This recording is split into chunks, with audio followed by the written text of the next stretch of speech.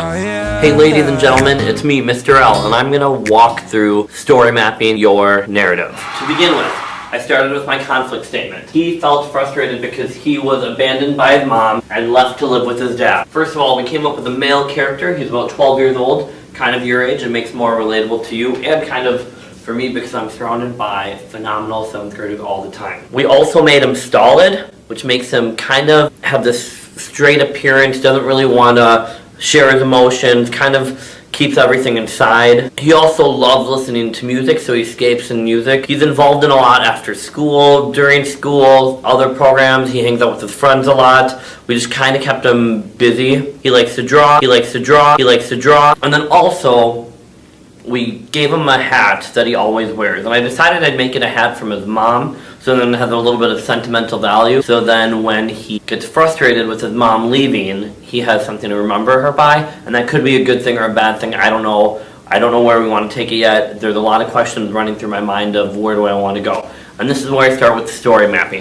First, I start with the exposition, the beginning of the story. I don't want it to be too dramatic. My story, I want to make it more realistic fiction. I'm gonna have him probably leaving his friends from a pond nearby their house where they were either skipping rocks or catching toads or building forts. I don't know yet. I'm gonna go with one of those.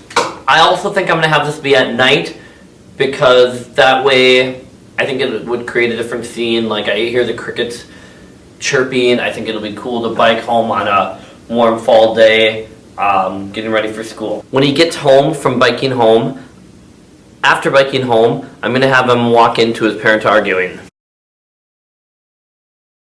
He goes straight up to his room, goes to sleep. The next morning, his mom is no longer there. I'm debating whether or not I want to have him have an envelope that his mom left him with a note, or if I want him to just not know where she is. I'm also debating whether or not I want him to have a sibling, or if he's an only child, or multiple siblings. So I'm just going to put those on the side with some question marks by setting, actually by characters. And I'm going to write envelope right in here with a question mark. The problem is if I give him an envelope, he's going to have to figure out what it says. There's going to need to be a time that he opens it. There's a lot more questions that come to my mind if we add that other object into it.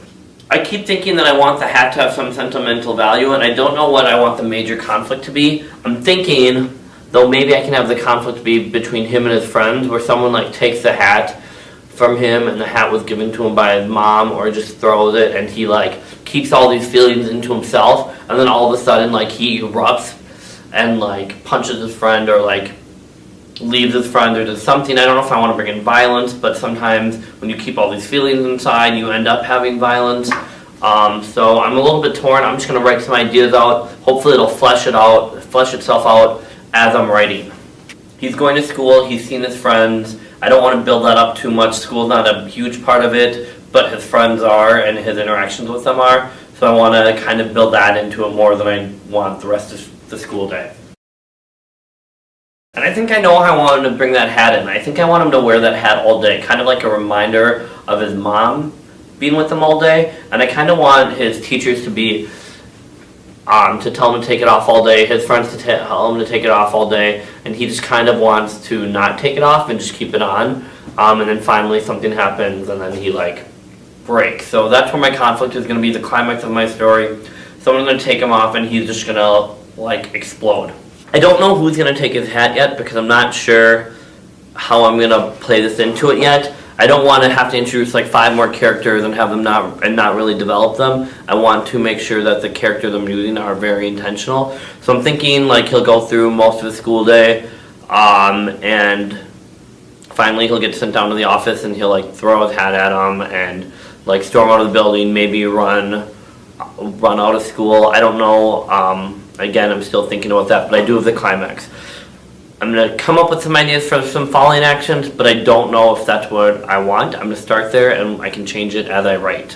Not all stories have a happy ending. I don't know if mine's going to or not. It might just have it might just stop where it's at. So right now I have him getting his hat taken away. I think he's going to just throw it into the principal's office or throw it someplace and then run out of school. I'm having him run back to the pond, so in my mind I need to build that pond up more. and that time at the pond, so it becomes more of a familiar setting. I think the pond is more of a place where we'll have the fort, we'll have good memories.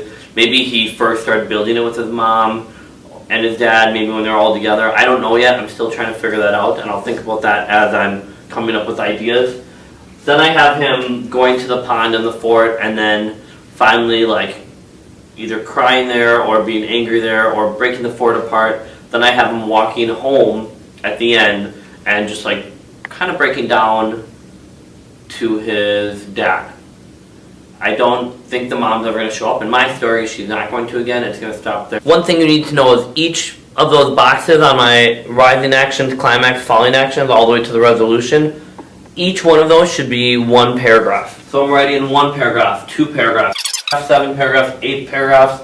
This is my resolution right now, or my denouement, but I might change it. As you story map, here's what you need to remember.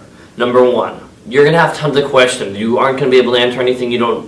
Just like me, there's a lot of ideas that are coming out of my brain that I don't know what I'm gonna do with. So I just jot them down on the side, keep them in the back of my mind, say them out loud.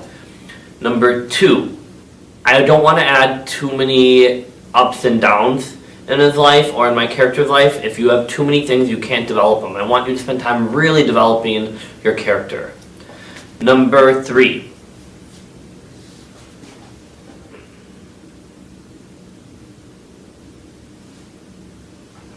I guess I can't really think of number 3.